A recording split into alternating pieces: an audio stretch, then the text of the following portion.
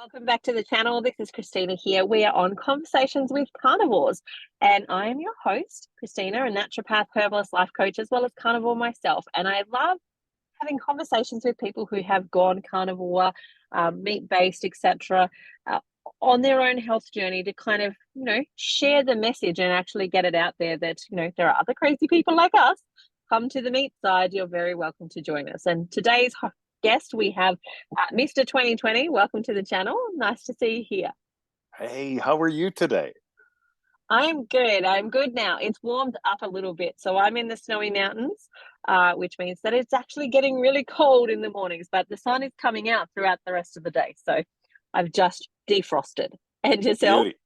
I am fabulous. We're in a little suburb of Melbourne, Oh, and nice. it's quite chilly here as well. We still don't have a fire yet, but I do take advantage of the puppies for my alternative heat source.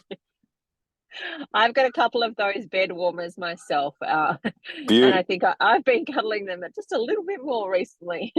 Well, you might as well get your money's worth. Well, absolutely. Absolutely. They're not cheap.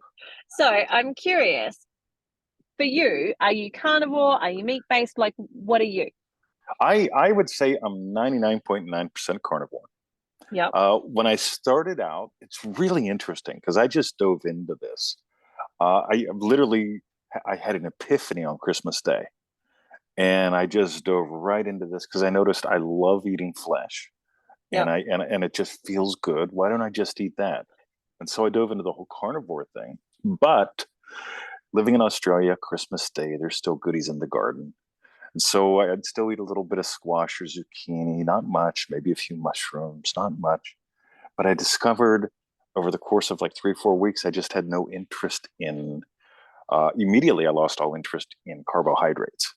Yep. It took me a couple of weeks to lose interest in vegetables.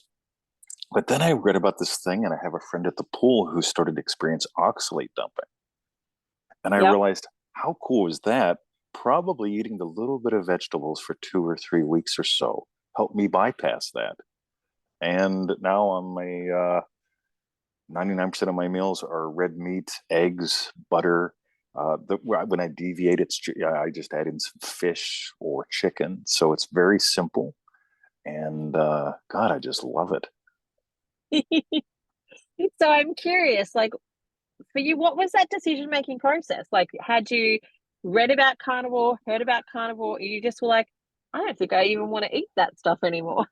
Yeah, this is a fantastic question because there's a lady at the pool, and her husband's a carnivore, and she's I think a slow carb person or keto, and she just shakes her head even when I talk when I'd ask like, "What do you eat? What do you do?" Because she's really fit, right? And for me, it was I had this epiphany on Christmas Day, and I realized that I was feeling my glory days were in my past when I was a teenager and in my 20s. And I just went, you know what? Enough of that. I've had enough of feeling my glory days were in my past. And I just really took what I have known for a long time to a new level. My body is flesh.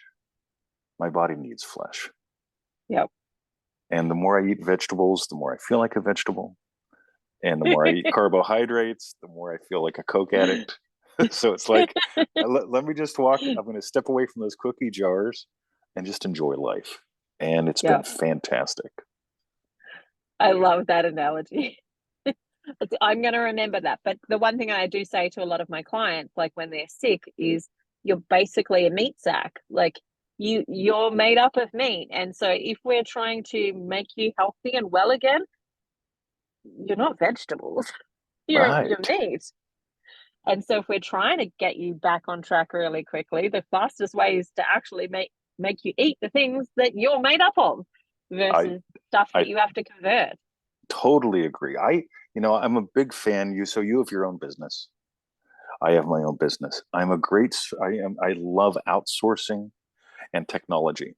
And for me, eating a lamb is outsourcing and it's technology. I'll let the lamb eat the vegetables. I'll let the pig eat the vegetables. Right? I'm outsourcing all that stuff. And for me, I just go for the gusto. Yeah. I love that. Like, what I'm finding really interesting about this conversation so far is that for me, that was one of my thought processes too. Like, I got to the point for me where my blood glucose was really, really high, and I knew I had to do something about it, or I had to go to the hospital. Where it's like that for me was like, Whoa, you can take me there when I'm dead, thank you. that's right. And so I knew I had to make a decision on that. And one of the thought processes that I went through was to sit down and think about, when I went to a restaurant, what is the thing that I look for on the menu? Like, I generally go and look for what is the protein that I want to eat. It would be a rare, if never, occurrence that I sat there and went, gee whiz, that pumpkin looks like it would be great. I'm going to pick something that's got pumpkin in it. No, I'm going to pick like the steak because that's what I want to eat, or Right. the slow cooked pork, and whatever vegetables are on the side, like that's what it comes with. And so that for me was just that. Hang on, naturally, I am more drawn to the actual protein element of the dinner versus anything else that's actually on that plate. I've trained myself to eat the other things that are on that plate, but I'm not going out to like seek for them or search for them. Like when I'm thinking about what are we going to have for dinner tonight, I'm not going, I'm going to have mushrooms. What should I have with my mushrooms? I'm like, no, I'm going to have steak. What am I going to have with my steak? And that was a thought process for me that the light bulb went on going, my brain naturally knows that that's what I probably should be focusing on when it comes to food. Right. Totally. So I'm curious for you, did you have any health issues that sort of took you down that pathway? Besides being morbidly fat, I don't know if I was clinically obese or not, right? So I just don't, I don't know. But I was fat. For a couple of years now, I've dealt with a hip issue, old hip injury that reflared up right before all the lockdowns. And then all the lockdowns just aggravated the shit out of Yeah. it, right? Sorry if I swore. And so I'll tell you what. So I walked for about 2 years needing a walking stick, Oh, maybe wow. 3 years, probably 3 years. 3 years walking with a walking stick, and if it was dark out, I had a flashlight or a torch in my other hand, which meant that I couldn't carry anything, which meant I had to have a dressing gown with pockets and arrange my pockets accordingly so I could get from here to there. Yep. And I had enough of that. And for about 3 4 months before quote unquote going flesh, I was making a lot of progress using the stick less and less. But it was since this year I have not needed a walking stick, and I can walk in the dark now without a torch, without fear for my safety. People at the pool, clients and friends all tell me, 20, you are moving amazingly. And instead of walking mostly sideways to get forward, I'm actually walking forward now, which is cool. And of course, there's all those things like blood pressure, glucose, all that stuff. And I'm 58 years old, and they say, oh, you should get your bloods and all that stuff. And it's like, you know what? Uh, I just feel better. I've lost a ton of weight. I've gained muscle mass. I feel tremendously better. And here's the big kicker. I was in a brain fog and didn't know I was in a brain fog. Mm. I do probably more in a typical day than most humans I know, but I was still in a brain fog without realizing I was in a brain fog. And about 3 or 4 weeks into this flesh-based journey, my brain just went, hey, here's overdrive. And it's a lot quieter and the engine revs a lot slower, but you go so much faster. And I went, oh my God, I didn't know. I didn't notice that I was in a fog. And that fog also has lifted. Uh, Glorious. That is really awesome. And I love like your story is resonating a heap with me because I also, what I would call is a high performance person in the sense of like my output is often higher than maybe some of the people that are around me. And even at my worst, I was still pushing really hard, but that's the key word was I was pushing to get things done. I was still Exactly. getting the things done, but I was really pushing to get them done versus like Right. actually just walking into them and it being easy. So that was my experience as well. It's like, oh, hello, light bulbs on. I can see through the fog here. And now I can actually get this stuff done with so much more ease. Beauty. Yeah. It's amazing, isn't it? Because I guess as human beings, we all want to get out of reverse or into neutral and then into forward. But when you get there's 5 speeds to the transmission, and I've got a BMW, and I'm only operating it in first or second gear, and I didn't know that. Yeah. Yeah, suddenly I get more done with less effort. I'm having more fun. Creativity has exploded. And for some reason, I have zero interest in carbs or vegetables. And that's Yeah. fine. Yeah. It was interesting. I was at a gathering, so not that long ago. I just met up with some old friends in Tasmania as we were coming back from there, and it's always interesting the questions that people will ask me or the statements that they'll make, because it's this presupposition that I actually care what they're eating. I'm like, I don't. Like, Yeah. I care what I'm eating and making sure that I'm doing what I need to be doing. But I actually am not thinking about what's on your plate. I don't really care what's there. But there's this like almost justification that sometimes that kind of comes through. And one of the things that inevitably comes up somewhere along the conversation is, I just love fruit and vegetables so much. And I'm like, yeah, I just don't get that. I don't love, like, I don't hate them. Like, I would happily eat like slow roasted pumpkin, for example, and I would, mediumly enjoy it, but I don't love it enough to be sick for it. Right. I don't love it enough, or I don't enjoy it enough, that I would choose to not have energy, not feel vibrant, not have a clear thinking brain, not have a body that's able to move just to eat that thing. It's funny. My wife is still eating some vegetables, Yeah. and that's cool. I'll buy her a zucchini or a courgette or some mushrooms or whatever. And she cooked some up this morning. So we have a yummy leg of lamb in the slow cooker, just sitting there. Right. It'll be ready around 1 o'clock. And so we do OMAD, one meal a day. And on the side, in a little pot, she's cooked some zucchini and mushrooms and spice and added some butter. And I told her, I says, that smells divine. And I enjoy the smell of it. And she'll ask, do you want some? No, I am not interested. I have no interest in it. I can absorb the smell and enjoy it. There's no judgment. There's no conversion. I need you to come to my religion. It's just, okay, you're enjoying eating it. I'm enjoying smelling it. But I will eat most of that lamb. Yum. I'm like that with coffee. I'm not a coffee drinker, but I actually don't mind the smell of coffee. Like I'm like, that smells nice. I know I won't like the flavor of it, so you Right. can keep it. I'm not going to fight you for your coffee, but I actually don't mind the smell of it. It smells nice to me. Um, so I'm kind of like that with coffee. I still drink coffee. That's probably the number one thing a lot of the hardcore people wouldn't like about me, and that's fine. Not everyone loves me, right? I'm cool with that. But we've been doing for years the whole butter coffee thing in the morning, Mm-hmm. and I just love it. It's like, so butter coffee at 5 a.m., lunch at 1, and that's it. Yeah, I don't have the time to eat another meal or the interest. But to me, it's fascinating when you discover what's your dance with this, because we've all got a different dance we get to Yeah. dance, and trying to convert someone into any other dance is just futile. But if you can celebrate how you enjoy it and how you enjoy life eating the way you do, and I can as well, cool. Yeah, good on you.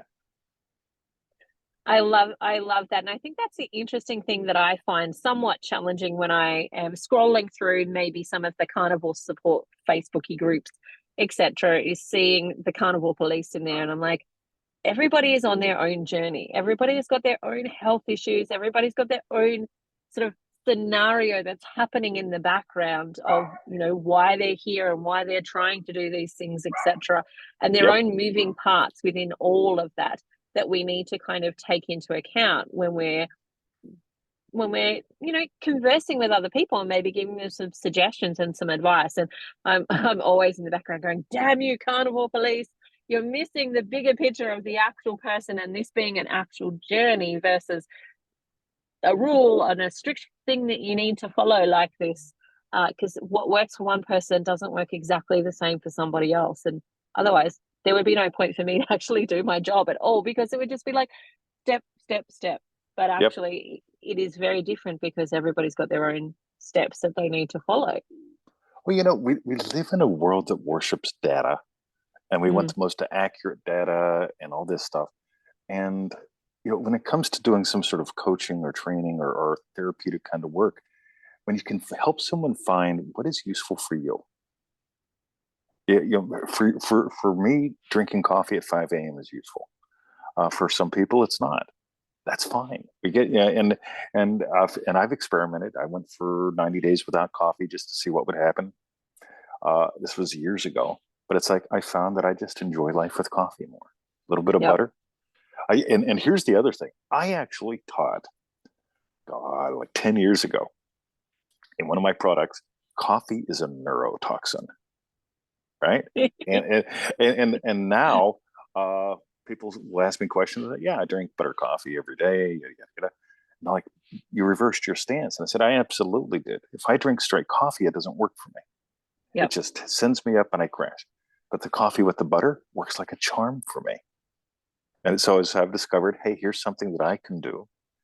I can invite you to the experience of it. It may or may not work for you, but what will work for you will always work for you. We get to find out what that is. Yeah. And it just makes it so much better than making it a religion. We, Yep. we get to let it be a celebration of life. Absolutely. I think the interesting thing around that is finding what works for you, because not everything will work the same for everyone. And we don't have, like, for me, I don't drink coffee because I think it's bad or evil or anything like that. I don't drink Yeah, coffee because I don't like the taste of it. yeah. It's Same as not your how gig, it's exactly. not mine. I don't drink alcohol, not because I think it's evil that people drink alcohol, because I don't really like the flavor of it. Like, it doesn't float my boat. There are other things that would float my boat far more than drinking and consuming those things. But it's not that I have Beauty. some, mindset that, like, you are evil or bad if you're doing those types of things. Because really, I love Kelly Hogan's stance on coffee. It's just bean juice. Yeah, yeah, yeah. Nice. It's just water that's touched some beans. It's okay. And look, I'm a herbalist, so I still have herbal teas. You bet. And so, it's the same sort of thing. It's just water that's touched plants. I'm not going to die because the water has touched the plants, and I'm drinking the water that's touched the plants. Like, it's not that bad. I mean, yes, maybe for some people they need to be very careful around particular types of things for them, and that's the journey of finding out what you actually need to, what you can consume and what actually is not necessarily beneficial for you at this point in time. But it is interesting to see everybody's different stance and take on some of these things. Oh, it's fascinating. It's a hell of a crowd, that's for sure. Sometimes I like to sit back and just, like, if I was eating popcorn, I would eat some popcorn right now as I'm watching these comments go by. I love popcorn. I had the most divine recipe for popcorn. You melt some butter, add a little bit of soy, sprinkle a garlic powder, and you mix it in your popcorn. Lovely. And again, I've discovered since my shift, I love pork rinds. Yep. I get that 1 kilogram bag from this people out in Perth, and it's divine. I'll add a little bit of fish sauce to it. I'm going to try my butter popcorn with it. But it's like I have no interest in popcorn. Not doing it for me now. But pork Yep. rinds, oh baby, like move out of my yeah. You better don't get between me and the bowl. Yeah, that's mine. You know, I have to be a little bit careful with pork rinds because I can definitely overeat on them. And that's when I go, darn it. I know I'm not going to get the results that I want tomorrow because I got I it. I had way too many of those. So I'm curious for you now, moving forward, like, what is your projection? Are you thinking that you're going to stay this way? Are you open to changing or adapting? Like, what are your thoughts at this point in time? If you talked to me 20 years ago when I lived in Pennsylvania in the U.S., I would have told you I don't like the winters. I love the land and I love the people. If you would have said, hey, in 20 years, 20, you're going to move to Australia, I'd say, yeah, right. All right, whatever. And out of the blue, I moved to Australia. I came over here on a little worky visit thing to do some worky visiting, and I met a girl, and that was it. End of That'll line. do it to Yeah, you. yeah, yeah, yeah, yeah. Yeah. Close up all that, open up all this, and work through the immigration nightmare. Oh, what a hoot that was! So as I look forward to the future, it's one of those things where I told Victoria the other day, I says, I don't care if I ever eat another vegetable or carbohydrate. I've got no interest in them. What I'm finding immensely satisfying is this experience of flesh. And I'm just absolutely loving it. I'm loving who I am. I look at what's happened in my body since January 1st. I've lost 31 point. I'm so bad with math. 31.6 pounds. And so I've got this massive problem with math because I'm an American, ex-American, living in Australia with friends who were in the UK and who think in terms of these things called stones. Stones. Yeah. And I'm like, oh gosh. And everyone's saying, how much have you lost? And so one day I decided I went to Woolies and we make chicken legs for the dogs. And so there's 7 chicken legs in a kilo pack. And so I actually did the math and figured out how many chicken legs I've lost. And I also converted it to pork chops. And so I'd go to the pool or I'd talk to my buddy Tim, Tim in the UK or my mom. And I say, how much weight have you lost? And instead of thinking in terms of 31 pounds, I got a formula. I can tell them how many chicken legs or how many pork chops. And the funny thing is, it makes it so real because what's 31 pounds? Do you know? You're an Australian. You probably don't. Right? In kilos, I do because I have to convert to the US all the time, but about nice. 16 kilos. So about 16 kilos. Now, what makes it real is when you go to the store and you walk up to where they've got the lamb legs and you put 16 kilos of lamb legs in your cart. And I look at that and I go, it was only a little over 100 days ago that was strapped to my frame 24/7. Yep. And of course, I'm the crazy guy. I'll actually pay for it. I put it in the cart. So I go and I buy it because I'm going to eat it. Right. So I take this 16 kilograms of lamb and I've got it in 2 of those big burlap bags that Woolies has. And I pick them up and I go, oh gosh. Oh my God, that's heavy. Right. And it brings it home. That was me January 1st. Right now, it's what, May the 2nd? In that little bit of time, I don't do that anymore. I don't carry all that weight anymore. Yeah. And when people, so let me ask you a question, may I? Go for it. So I go to the pool and people say, 20, man, you're looking great. Look at how you're moving. Oh my God. I had a guy tell me the other day, I didn't even recognize you when you came in, except for the hat. I'm like, radio, John. So I go to the pool and everybody's happy as a clam. 20, you're looking great. Keep it up. What are you doing? And I'll tell them, well, you've probably noticed I'm swimming now. I used to just exercise in the warm water pool. December 31st, I swam 25 meters and tried not to die. Then I swam 25 meters back, stood up and said, I'm done. Now I swim a kilometer 5 days a week. And they all know about that. But they say, is it just the swimming or is it your diet? And I'll say, well, I've changed what I eat too. And they'll say, what do you eat? How'd you change? And I'll say 1 out of 2 things. For some people, I just say, I quit eating crap. Oh, good on you, 20. Yay. Right? Other times I'll say, I only eat flesh. And it's fascinating to watch people lose their minds. Aren't you worried about this? Aren't you worried about that? What about this? So look at me. Well, what about long term? I do this thing. I get on the YouTubes and I get on the Facebooks, and there are these people that have been eating like me for 20, 30, 40 years. Not many, but there are people that have been doing it for 5 or 10. There's plenty of them, and they're not dead yet. And they don't have arthritis anymore. And they're like me. They're this thing called happy, right? And it gets interesting. So it's an interesting thing. And so I'm going to ask you, what do you? Well, you're a naturopath, so you have to be honest. You take an oath, right? So you got a badge. You take an oath. So I guess my question is moot. I was going to ask, what do you tell people? But you tell them what you tell them. So good on you. Yeah, well, I tell them that yes, that well, I'm just trying to think through the scenarios. I tell them that I don't want to be dead. Nice. And so I can either choose to eat food that's going to keep me alive, or I can choose to eat food that's going to make me dead. And I don't want to be dead yet. I've got seven Yeah. kids. Wow. I've got too much to live for at this point in time to be dead yet. Nice. See, I don't mind dying. Right? Yeah, yeah. Actually, been there, done that. I had a near-death experience, all that Me crap. Right? too. Oh, cool. Right? So the dying thing, that's hit or miss for me. What I don't want to do is suffer and be a burden. Mm.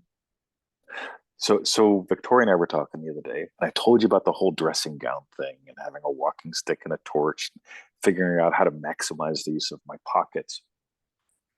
And I told her, I says, you know what my number one thing is over making this change in my life? I've become a husband again. And she sort of looks at me. She said, what do you mean? I said, when you got a walking stick and it's during the day, you can carry one thing. When you got a walking stick and a torch, you can carry nothing. Now, as husband, I can carry this and that and something else. And I can actually help her now. I'm only 58. To Yep. be 57 and not be able to help her tortured me. To be 58 and be husband, I'm like a superhero. I've got a cape, I've got a logo. I'm a husband. And that to me is the biggest thing. Whatever you're doing, you got 7 kids. Wow. And Mm. you still have hair. How cool is that? You haven't pulled it out, right? My hair's Yeah. actually growing back because of carnivore. Yeah, I got you, right? And whatever you're doing, when you think about me being more functional gives to my family, me being Mm. functional and happy might inspire them to be functional and happy too. Yeah. And this is going to go down the next 7 generations in your life by you simply choosing to live instead of choosing to get by. Yeah. Yeah. And that's one of the things that I'll tell people as well, because for me on my journey, I think I had to just get to the point where I was like, I've got to pick me.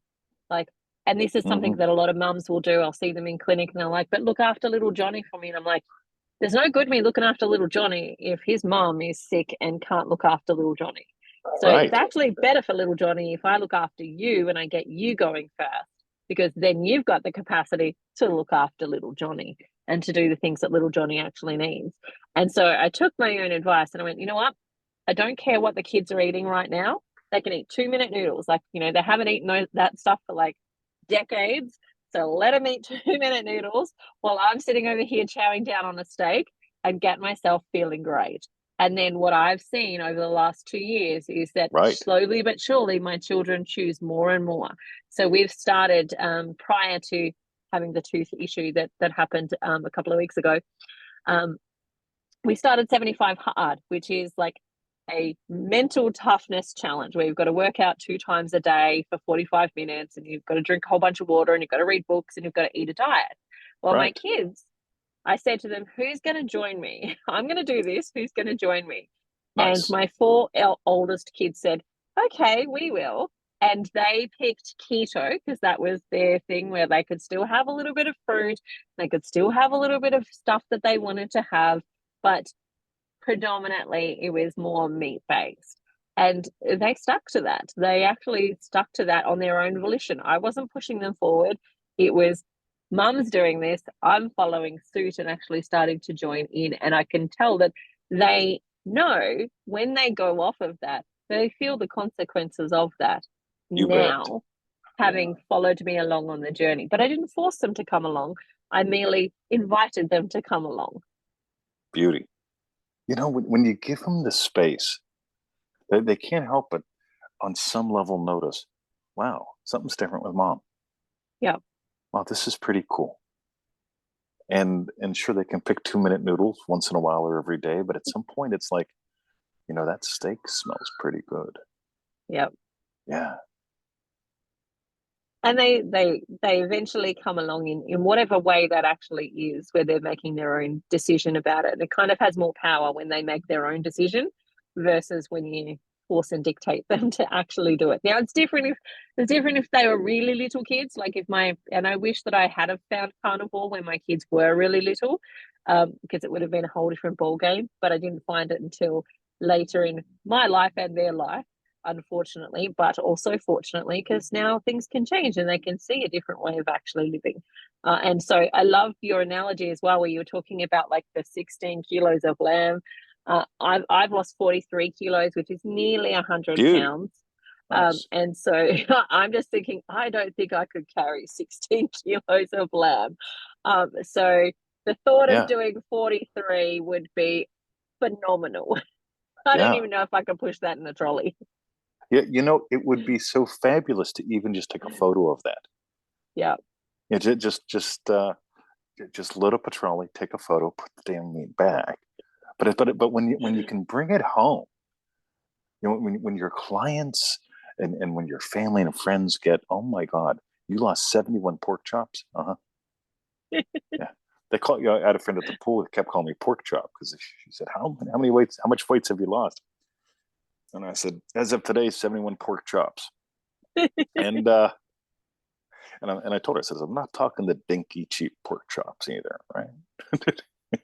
and it's so true. Whenever you get, this is how far I've come.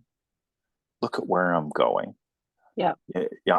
I figure I got another 25, 30 pounds to go, and I'm not pushing it. I have no concerns about it. It's just, I really get, what if life was about play and enjoyment? And instead we tend to seek these little hits, these little distractions that come really in the form of junk foods and stuff. We wire in as children, we have birthday parties and all your friends are there and they're all singing and here's your sugar and here's your carbohydrates. And it wires in so we associate oxytocin, the fellowship chemical, Mm. with sugar. And so when we feel bad, we eat sugar. When I feel lonely, I eat sugar. Oh, he didn't call me, I'll eat sugar. And instead of going, rightio, what actually gives me life? Mm. What actually brings me to life? And when you're eating well, whatever that means to you, when you're eating what your biology actually wants, uh, can you help but go out and make friends and influence people and change the world by simply being you? Your vision just shows up because you're showing up in life. Awesome. So one of the things that I want to touch on there, which is a follow on from that, is a comment that I will often see. Um, Maybe when I post something on social media, it's along the lines of, it's too restrictive. And I couldn't follow it because it's too restrictive and I would be depriving myself. Like those are generally the words, restrictive and deprivation, depriving myself. And I'm like, this is a really interesting concept because for me, I actually feel the opposite. Like I feel like if I'm eating foods that are making me unwell and sick and not able to live life to my fullest capacity, am I actually, is that freedom or is that deprivation there? Like for me, it feels like deprivation, but I don't know. How do you approach any of that type of stuff? This is fantastic. I'll use an analogy because I tend to do that. I'm happily married. I don't feel deprived one bit. There's a lot of women in the world. Some of them are very lovely and attractive. Most of them are. But I'll be honest, I'd rather be friends with someone and friends with my wife. I'm happily married. I don't feel deprived in any way. And Yep. it's just like eating this food. When you're eating food, when you eat food long enough, these weird cravings and stuff go away. And it's like, do I feel deprived because I'm not eating gnocchi? No. I make the world's most wicked gnocchi. Victoria went on holiday with her sister and they went to a restaurant and she got like a $50 plate of gnocchi. And she was radically disappointed because it's not as good as what I make. And I told her, I says, look, anytime you want it, I'll make it for you. I won't feel an urge to eat it. I'm not interested in it. I'll make it for you. And for me, the coolest thing is discovering, you know what? I can be happy by simply feeling good instead of chasing flavors. And I do have a hint. You want a hint? Oh, you probably Go already for know it. this. You're smart. I've noticed if I make a meal with 2 or 3 different proteins in it, that's awesome. It gives me that variety that I enjoy, without having to add in a vegetable or a carbohydrate, which would not just doesn't feel right. So if I toss, we got the lamb going. If I go ready, let me crisp up some bacon and toss some prawns in that bacon grease, and suddenly it's like, oh my god, I've got surfing stuff, and it's a lovely meal, and I get all my textures, and I'm a happy guy. But I think one of the number one things with the deprived crowd, because I've worked with the same kind of people, they're not thinking in terms of creative variety. Mm. It's like they're looking at what they can't have instead of looking at what is possible with 3 different proteins. I own the world. Oh my god, what I can do with eggs, a little bit of smoked salmon. Oh, perfect side dish. Uh, I think it all comes down to what am I willing to entertain? Yeah. Yeah. It's interesting. So people will say, but what about when you go to somebody else's house? For me, the way that I approach going to other people's houses is I'll usually do like a really slow roasted like lamb with maybe some garlic and rosemary in it. And then Oh, I'll do like an egg salad, which is basically eggs plus egg mayonnaise and some right, right, bacon in it. And nobody really questions whether that's a salad because it's just mixed up right. like it's a salad. And so I've brought 2 dishes there that I can sit down and eat. And if nothing else at the table is there for me, I'm fully satisfied. I've got plenty. And I also know everybody else there is going to want to eat the food that I brought because it's delicious. Yeah. Well, I've noticed even before I quote unquote I was flesh based, I'd still do the same kind of thing you're talking about, and it's like people love it, and it's like, oh, I didn't think you ate that. Well, I don't eat much. You got a big pile on your plate. You must like it. That's your second serve, right? But it's fascinating when you take real food into an environment. People will really eat the real food, Yeah. but they'll argue against it all day. Oh, I couldn't live on that. What, real food that you enjoy that you're eating all mine of? Huh? I love that. I think it's funny how people maybe have not connected the dots themselves of like, oh, yeah, actually, this is delicious. And maybe I could if I had enough motivation to just start and Yeah. give up some of the other stuff. Because one of the things that I talk about with clients a lot is this idea of like, I'm going to be bored with just eating those foods. So I'm like, here's the Oh thing for my. me, I'm not bored. I actually really enjoy what I eat. But for other people, they might look at my plate and go, well, that's fairly mundane. It's boring. There's no color. There's no life to it, blah, blah, blah. I'm like, yeah, but that's because my life is full of color and my life is full of like variety and texture and all of the Beauty. fun things that I actually get to do now versus my plate being where I get my excitement from. Beauty. You know what? During COVID, so Melbourne, as you know, was probably the most locked down city Yes, in the I know. world, You guys and, got it and bad. it was draconian. And one of the things that I noticed was I look at I've done Facebook photos and videos for years, so I can look back at all these episodes of my life and see what was working, what wasn't. And during COVID, we couldn't go out, we couldn't really do much of anything, and the obsession for me became, which single malt and what all can I squeeze on a plate. And boy, I got so creative with sauces, pastas, and crap. And it was like the highlight of my day was look at this meal. Yeah. Followed later on the evening, like, look at this whiskey. Oh my God. And then it's like after 2 years of that, essentially, it's like, oh my God, wow. I get to get off of my plate and back in my garden. Yep. All those vegetables outside, otherwise known as plants, I get to enjoy the beauty of them by going out and dancing with them instead of shoving them in the meat hole. Where does meat go? In there. Where do the vegetables live? Oh my God, they're beautiful this time of year. And I have the energy. And like I said, I'm husband. I don't need a stick anymore. I don't need a torch anymore. I can go out there and actually dance in the garden. Yep. Yeah. And that makes a world of difference. Like, I think one of the things that you touched on was like this idea of being the car that's only running on two speeds, but realizing that you actually got five of them. And Yes. I wonder how many people are actually strolling through their lives at the moment, not realizing how much actual capacity they do have, but they feel so crap Yeah. and they don't realize how crap they're feeling. And it's not until you start to make some shifts that you actually realize, oh my gosh, that's actually how I was feeling. Like, no wonder I wasn't climbing 20 stairs and doing, marathons and all sorts of other stuff, because I just had no capacity for it, because the food and the lifestyle was in the way. If you're not willing to be adventurous, it seems like I've run into two kind of people in the world: those who are willing to try something different and be a little adventurous. And I'll contrast them with people who are right. Right, this is what works. This is what's right, and then they're just stuck. But if you're willing to go, you know what? Let's try something different, even if it's just 90 days. Do it for 90 days. Just cut out the crap for 90 days. Let's see what happens. At the end of 90 days, you can go back to it if you want to. And it's just like when you go to work, take a different route.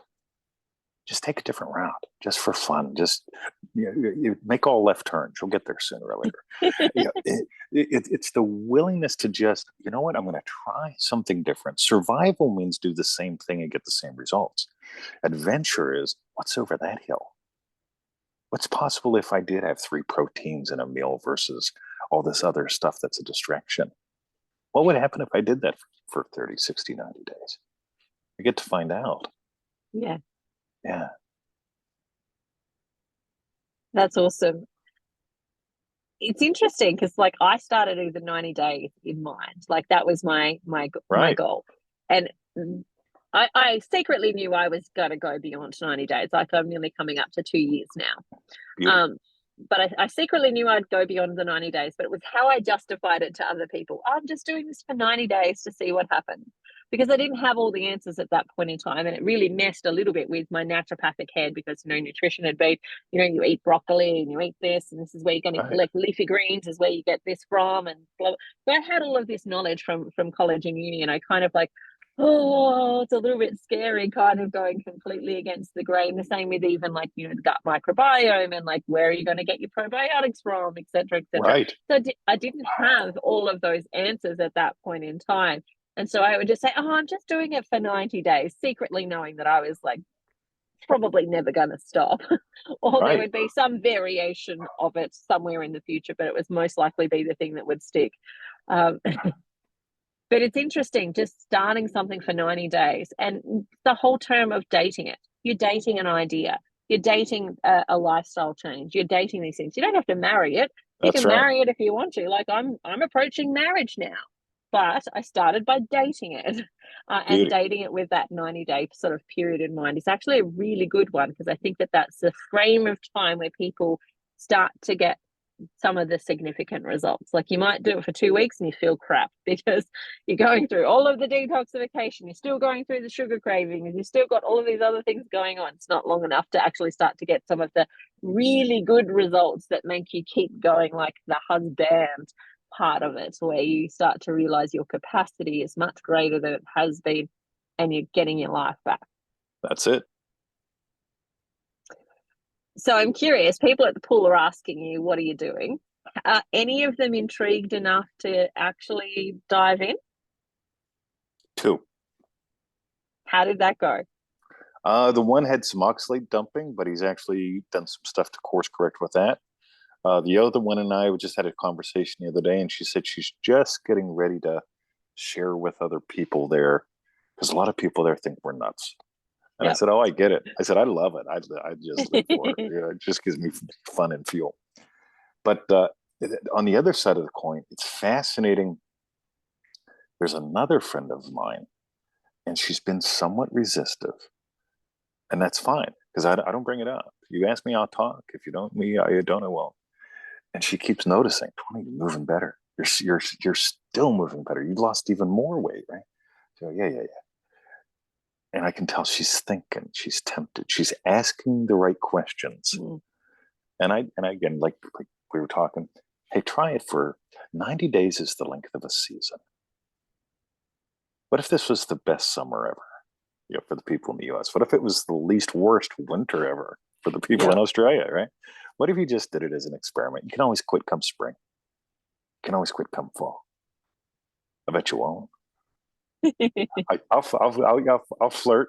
I'm a natural flirt anymore. I wasn't when I was growing up, but I am now. And it's like, if you want to join in my dance, if you want to join in your dance, I'll dance with you. If you don't, no hard feelings. You can do your own thing. And I really love that. Back in the old country, I used to buy 1989 3 Series BMWs. I just fell in love with them, and I'd buy them for the price of a used Chevy. And I lived in a Chevy neighborhood. It was all Chevys, Fords, and the occasional Toyota. And the young kids will walk down the street around 16, 18, and like, it's a pretty nice car. I says, I'll let you in on a secret. You can buy these for the same as you can buy that crapmobile over there, right? Might cost you a little bit more to get it fixed once in a great while, but it's a lot of fun. It's just different. You want to sit in it? I'd let them sit in it and just explore what it feels like, what the difference is. And so I'm doing this for years. And the next thing you know, these young kids are buying cool cars. They're willing to take a risk because I'm willing to take a risk and buy the car myself. And I'm also willing to take the risk and have a conversation. Because so many people, they go through their entire adult lives and even teenage lives, and they don't really have great conversations. People don't invite them to what's real. They settle for the news and the distractions, just like the distractions on the plate.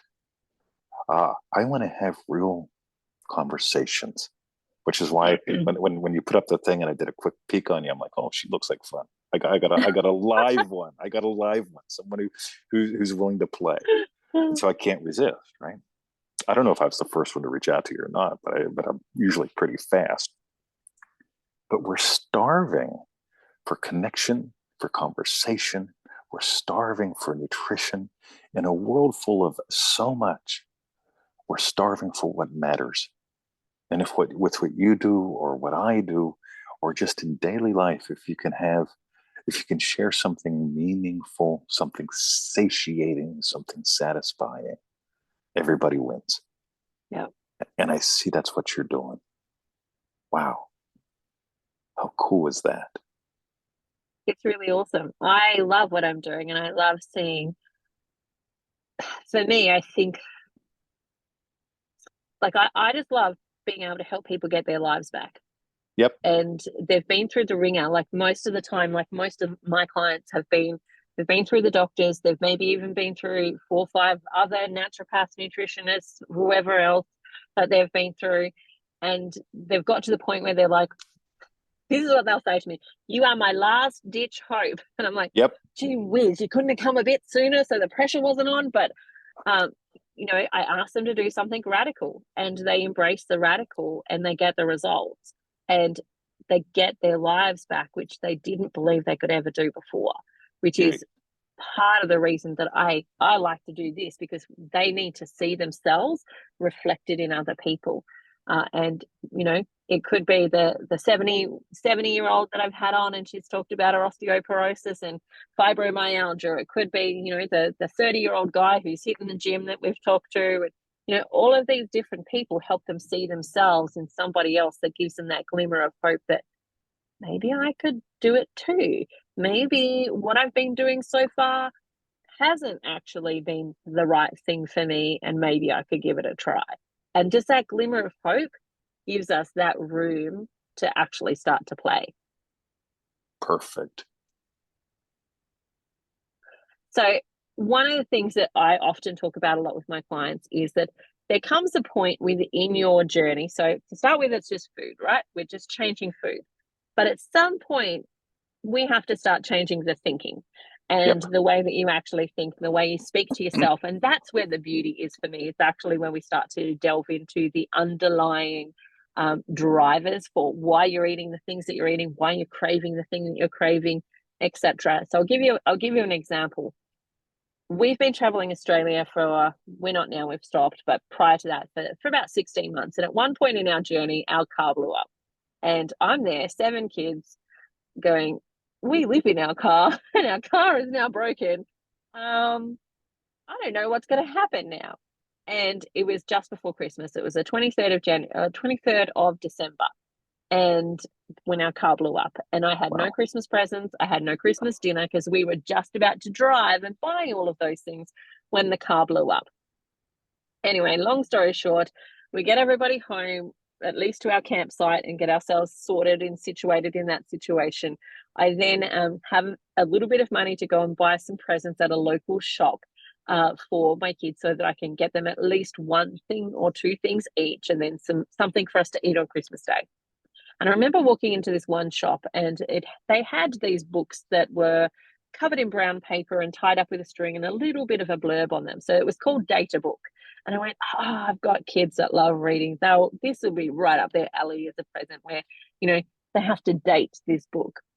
And it was inside a bakery. So I walked in and I picked out the one that I was going to get. And as I'm standing there are all these delicious treats in front of me, one of which is carrot cake. And, we all have our vices, and carrot cake was definitely my vice. And I remember standing there having this internal conversation, which was, you could just have the carrot cake. No one's here. No one will see. People on social media won't even know unless you tell them that you've had this carrot cake. And, the next sentence that came through my head was, this is such a rubbish situation. You deserve the carrot cake. And that for me was the right conversation to have, because it took me out of my trance of thinking about buying this carrot cake, because I went, I deserve the carrot cake? Hang on a second. Radio. What is this carrot cake going to give me? Like maybe 5 minutes of feeling, some type of pleasure while I'm actually eating it, but I know afterwards I'm going to feel crap. I'm going to feel lousy. I'll have a headache. My blood glucose is going to go up. Like everything's going to be shit because of this carrot cake. Is that actually what I deserve? And that's part of the conversation for me when it comes to doing things like carnivore. Is that's the bit that we want to get to. Like the diet is the facilitator for the physical change, but it also allows us to do the mental change of actually questioning those things about, what do I actually deserve? And do I actually deserve to feel crap and lousy? Or do I deserve to actually feel fantastic and have a vibrant, healthy life that I enjoy and get to enjoy with my family and my kids and so on and so forth? And do I need to use this food to make me feel good versus could I do something different, like call a friend, which is also going to make me feel good, but not actually have the repercussions of feeling bad afterwards? So I'm hearing a lot of this kind of story from you as well. Have you delved into any of that yet? I'm the inner game guy. Yeah. I'm 100% inner game. The outer game always follows your inner. And sometimes, and it's an interesting thing, because for me, the inner game always begins with it doesn't always begin.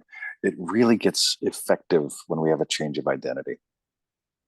And when I changed my identity from, I was really fit, I was hot, I was cool when I was a youngin', 18 to 25. Oh yeah, man. Back in the old days. When I changed my identity from the guy who was to the guy that is fit, strong, capable, that's when all that inner dialogue, that's when all of that stuff changed. Because, and I see this in the carnivore groups all over the place. Mm. People are struggling because they haven't changed who they are. Yeah. And when you change who you are and that inner conversation changes, your whole life changes. And it really is about, we like I said, as children, we get cross-wired with this fellowship chemical of oxytocin. Gets wired into sweetness because of birthday cakes and stuff like that. Happy oxytocin to you. Versus, and you just said it in your story. What if I could just call a friend? Hey, I'm having a frustrating day. You can experience real oxytocin, real serotonin and status by simply going, you know what? I choose not to eat the carrot cake. I choose to call a friend. And now you've got those happy chemicals of oxytocin and serotonin dancing, contributing to all the good chemicals in your body that you're getting from food. Instead of going, radio, here's my state of lack. I deserve better. I have this inner argument. I'm going to eat sugar. No one will know. It doesn't matter if they know. It matters what you feel. Well, that was the other element, was that I will know. You will know. That's right. They might know, but I will know. It's this interesting thing because it's a phenomenon that I'm kind of seeing for a lot of people as well, is that there's this crossover, and I talked about it probably when I'd gotten into my second year of carnivore. I talked about it from the space of the first year, you're getting all these wins. Like, you're getting the wins of weight loss, you're getting the wins of, like, for me, I don't wear glasses anymore because my eyesight's improved, like my hair's growing back, like getting all of these fantastic wins. But the second year, some of those wins start to slow down. Like, you don't lose your weight as quickly as you were before. And some of the other stuff is just happening, but it's happening at a much slower progressive rate rather than that quick sort of thing that you were getting at the beginning. So the feedback is not as strong. And that's where the rubber really hits the fan for a lot of people, because you have to relearn, how do I deal with things? Like, while you're on a high because you're getting all these wins with losing weight and getting everybody saying, oh, gee whiz, you're looking great, and you're getting all these compliments, etc. Like, it's easy to move through the days when you're feeling crap, because you're like, I'll just take another progress photo and everyone will say, yay, you're looking amazing. But once you start to move into that second year, or some of those things start to slow down for you, you have to start to redesign your life and actually ask the questions like, okay, how do I do feeling sad now? Because sad stuff is going to happen no matter what, but how do I do feeling sad? As opposed to, well, I'm going to eat a tub of ice cream or whatever else that I might have done to actually mask or hide from those feelings of feeling sad. How am I going to learn to do this? And that's the place where I see a lot of people start to struggle and fall, and they go, well, it doesn't work anymore. I'm like, not that it stopped working, it's that there was other stuff that you weren't now addressing that needs time to actually address. It's time to go to another level. Yeah. And that's what I think about. Like, when people are talking to me about carnivore, I'm like, yes, it's a dietary protocol in the sense of you're eating in a specific way. But for me, I found it created room for me to change that inner world of, if I wanted to play the game, like if I wanted to dance the dance and I wanted to play the game and I wanted to come to the table, it gave me the opportunity to start to reassess, where was I hiding in my life from feeling certain things, or where was I not actually embracing some elements of my life, and start to actually do that inner work in a place that was free of a lot of the clouds that you might have when you're still in a sugar filled space. Yeah, I got it. Well, yeah, totally agree. So I look forward to seeing what happens in people's lives as they start to embrace that journey, because there's an invitation there to actually embrace those things and to change who you have been portraying yourself in this world as, and actually be more congruent with yourself. If you want to go on it. If you want to. Yeah. No one's making you, but if you want to, it's there. Good. So I'm curious, if people are listening to this and they go, kind of sounds good to me, what would be your top tips that you would give somebody who is thinking about starting a flesh-based diet? Cool. Number 1, 90-day experiment. We're not getting married. We're just going to date. Let's have some fun. See what happens, right? Number 2, I see people go in different ways with this in the carnivore boards. I'm just going to go hardcore. Cut the sugar and the carbs. Yeah, the quicker you do that, the quicker you're going to find what the other body chemistry is like. And number 3, don't take it so seriously. Stay off. Weigh yourself at the beginning and then walk away from the scale. Instead of trying to measure yourself with external things, just notice, you know what, after the first couple of weeks, how am I feeling?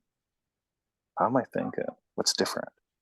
And just starting there, Uh, Notice the rational stuff that gets in the way. Oh, I can't afford it. A friend of mine was telling me the other day, I'm really interested in this 20, but I can't do it. And I said, why not? I can't afford it. He says, you know what ground meat is? Cheap. How about eggs? Right? You live in the US. Meat and eggs are cheap there, right? Just do that for 30 days. Do it for 90, like just for fun, right? I really get this whole thing of, can I entertain being a human being who's actually happy? I think most people, let me see what time it is. I gotta go soon, unfortunately. But I think most people, I ask people a question: how much happiness can you stand? Mm. And everyone goes, oh yeah, a lot. Says, I don't think so. I think you're a liar. Yep. Right. And that's good, because if we can get that out of the way, we can explore what would life be like if you were husband versus I wish I could, but I can't.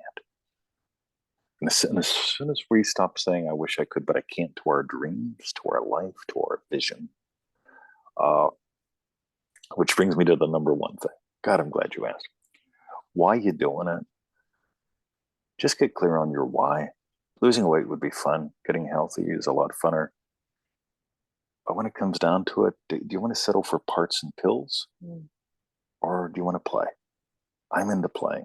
What can I experience doing 90 days, actually eating what my body is made of? Let's find out. So that would be my suggestion. Explore your why in that kind of a way. Make it a play, and just realize we can date first. That's all right. Yep. We can date. It'll be fun. I suspect you and I might have another conversation at some time, because to me this was a lovely first date.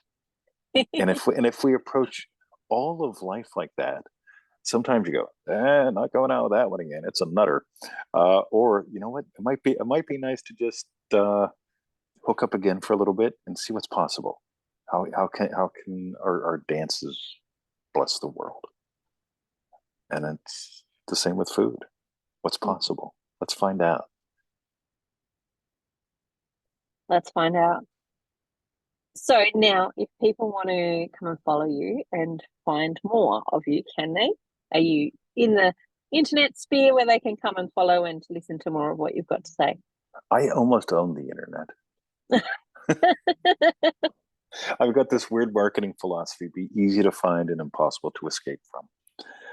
If you want to find me on Facebook, the easiest way is Mr2020.com. That's MRTWENTYTWENTY.com. That'll take you to my Facebook profile. Just send me a note. I'll friend you. We'll have some fun. If you just Google Mr. 2020, God, you'll find all kinds of things. We've got a lovely little podcast with 3.8 million listens. Talk about a lot of fun. and whether or not anybody finds me or reaches out, my number one message: live your vision, man. You came here to dance a dance and sing a song. Put the fuel in your body and develop the infrastructure so you can physically do it. Yeah. But stop hiding. Right? You came here. There's a gift that you can give the world as a naturopath with 7 kids who lived in a van down by the river that I can't. And there's something that I can give to people by being a defector coming from America to Australia as a 58-year-old guy that you can't. But we all came here to dance a dance, and you can't dance it without the right fuel. Exactly. Exactly. I love it. I really enjoyed this conversation. I look forward to maybe doing it again sometime, I'd love if to. you're open to it. Yeah, it'd be good fun. Awesome. Awesome. I know you've got to go. I've got to go too. So thank you again so much for today. It's been an absolute pleasure actually speaking to you, and I look forward to doing it again. Oh, thanks, Christina. Have a lovely day. Thank you. You too. Bye for now. See ya.